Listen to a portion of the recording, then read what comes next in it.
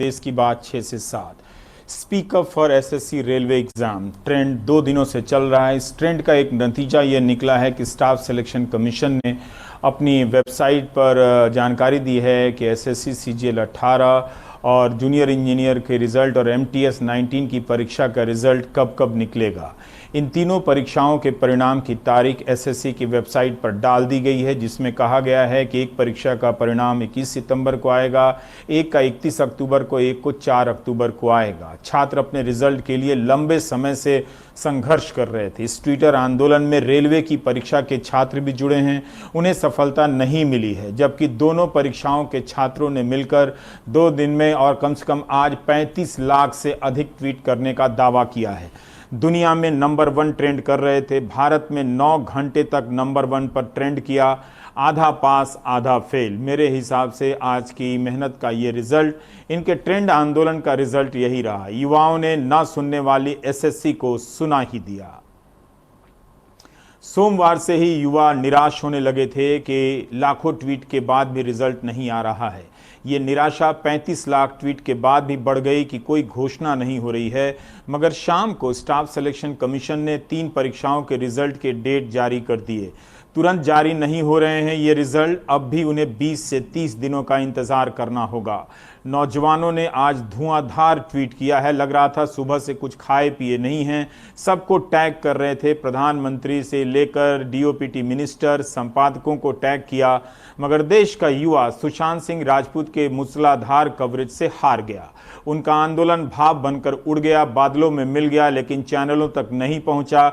इससे पहले कि उनकी कोशिश असफलता में गिनी जाती, एसएससी पर दबाव बन गया और रिजल्ट की तारीख निकाल दी गई।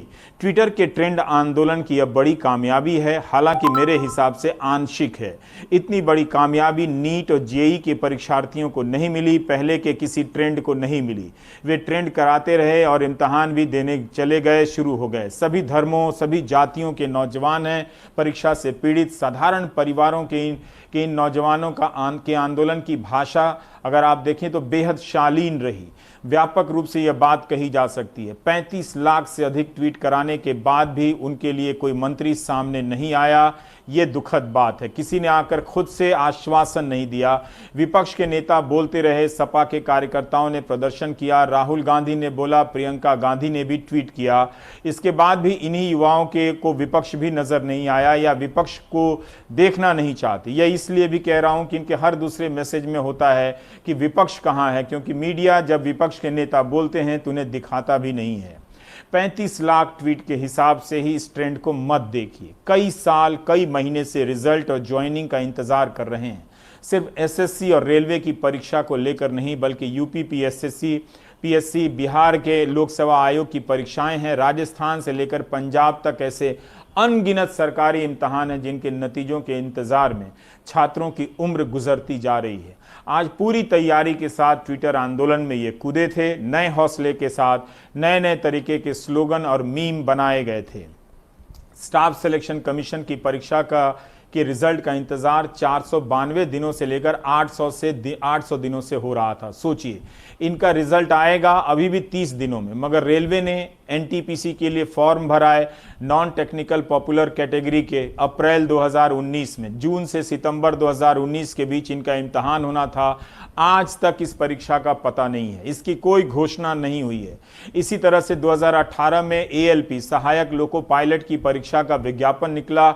आज तक ज्वाइनिंग की परीक्षा पूरी नहीं हुई है, जबकि रिजल्ट आ चुका है, मेडिकल जांच पूरी हो चुकी है, पैनल बन चुका है। इन्होंने भी सही लिखा है कई नौजवानों ने कि चुनाव हो जाते हैं इतने बड़े देश में, उनके रिजल्ट 24 घंटे में आ जाते हैं। मगर यहाँ तो परीक्षा नहीं होती, और होती है तो उनके नतीजे कई साल में नहीं आते हैं।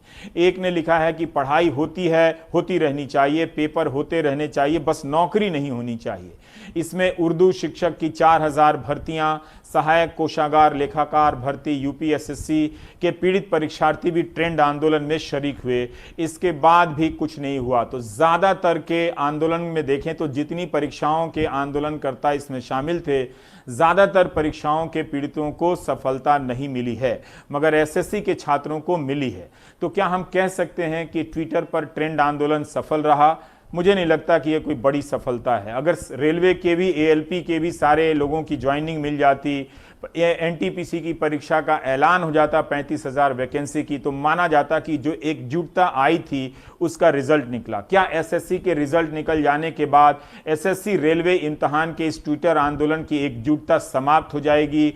देखना होगा। इनका बाकी परीक्षाओं पर क्या असर पड़ता है, राज्यों की परीक्षाओं पर क्या असर पड़ता है, ये देखना होगा।